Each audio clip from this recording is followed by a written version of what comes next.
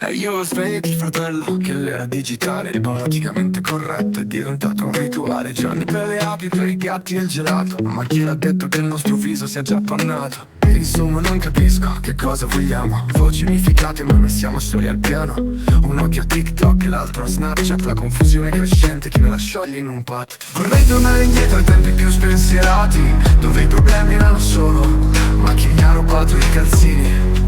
Senza hashtag, senza pregare, neanche un po' di stress. Solo risate e abbracci, un vero e proprio mess.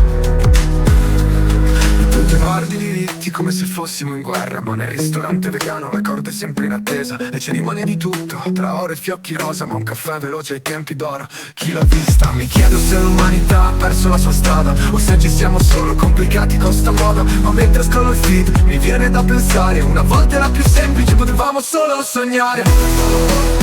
Vorrei tornare indietro ai tempi più spensierati, dove i problemi erano solo ma chi mi ha rubato i calzini.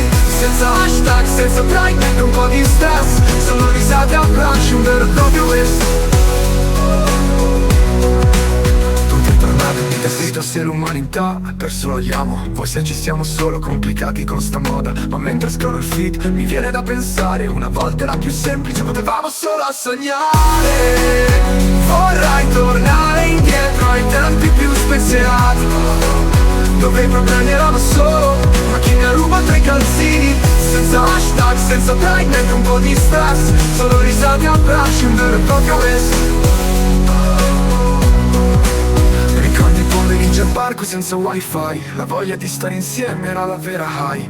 Ora scrollo e non mi decido, è un paradosso, ma spero ancora in un futuro che sia un pochino grosso.